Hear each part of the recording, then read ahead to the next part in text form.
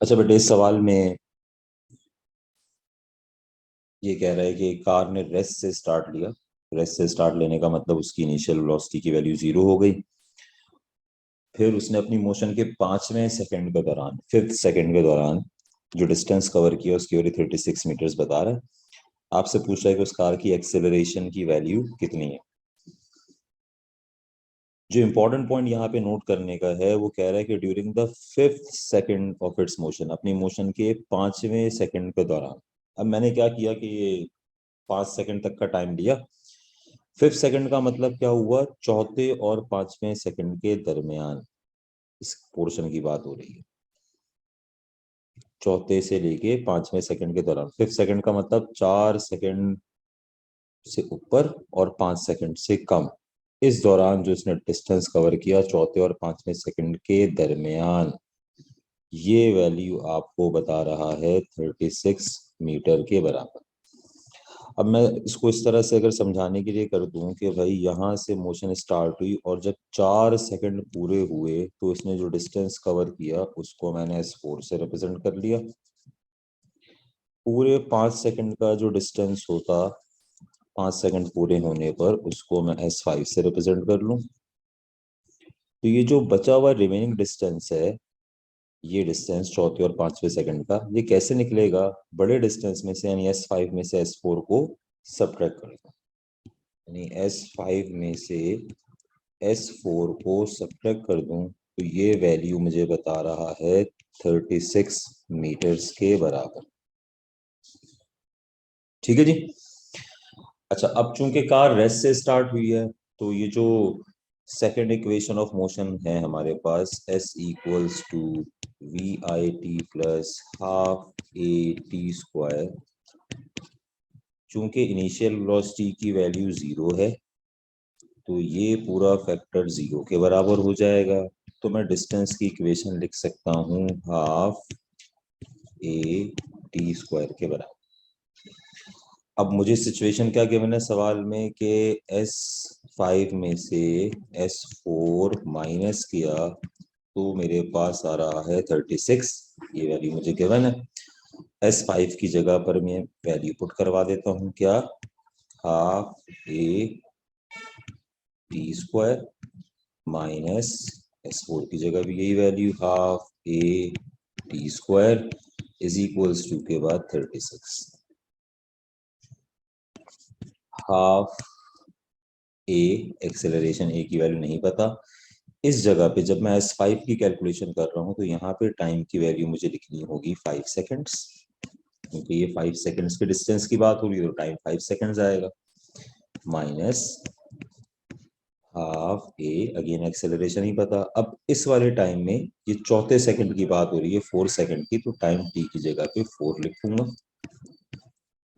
Is equals to 36। ऐसा ही 5 का square हो गया 25, उसको 2 से डिवाइड कर दिया, यहाँ आ जाएगा 12.5 ए, माइनस साइन ऐसे ही। 4 का स्क्वायर 16 हो गया, इस 2 से डिवाइड हो गया तो 16 को 2 से डिवाइड कर दिया तो यहाँ आ गया 8 ए इज इक्वल्स टू के बाद 36। ऐसे ही 12.5 ए में से 8 ए सब्ट्रैक्ट कर दीजिए, 4.5 ए इज इक्वल्स टू 36। एक्सेलरेशन ए निकालने के लिए 36 को 4.5 से डिवाइड कर दीजिए, एक्सेलरेशन ए की वैल्यू आ जाएगी 8 मीटर पर सेकेंड।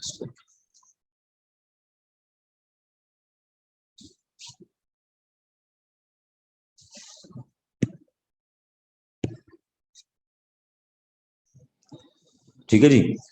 अब ये ध्यान में रखना है कि चौथे और 5वें सेकंड के दरमियान का जो डिस्टेंस था 36, वो कैसे निकलेगा, S5 में से S4 माइनस कर दिया। अब फर्ज कर लीजिए आपको किसी सवाल में ये कहता है कि during the 8th second of its motion, किसी सवाल में आपसे कहता है during the 8th second of its motion, तो इसका मतलब ये हो गया 8वें सेकंड का मतलब ये होगा 8वें सेकंड के डिस्टेंस का कि आप S8 में से S7 माइनस करेंगे।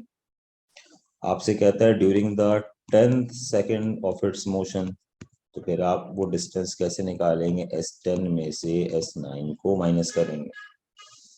जैसे यहाँ पे 5 सेकेंड की बात कर रहा था, तो हमने क्या किया, S5 में से S4 को माइनस कर दिया, वैल्यू सब्स्टिट्यूट करवाएं और एक्सेलरेशन की वैल्यू कैलकुलेट करें।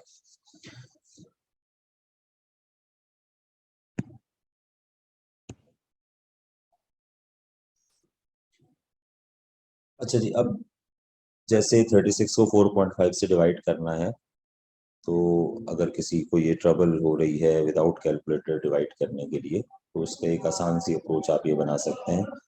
देखिए मेरे पास ये जो वैल्यू आई थी कि एक्सेलरेशन ए बराबर है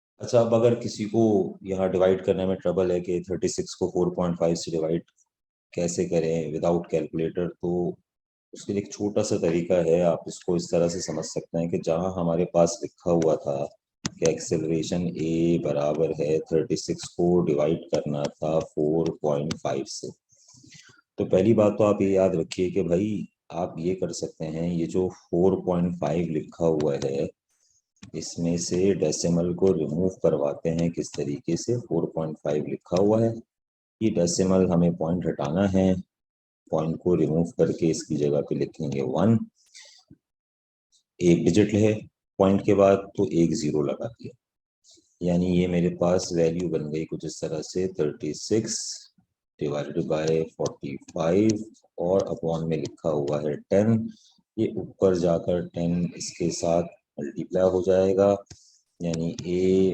बचेगा 36 मल्टीप्लाई बाय 10 डिवाइडेड बाय यहाँ लिखा हुआ है 45। अब इसको कैंसिल करवा लीजिए, 5 2 ज़ 10, 5 9 ज़ 45, 9 1 ज़ 9, 9 4 ज़ 36, 4 और 2 रह गए, इनको मल्टीप्लाई करवा लें तो यही 4 2 ज़ 8 हमारे पास आंसर है।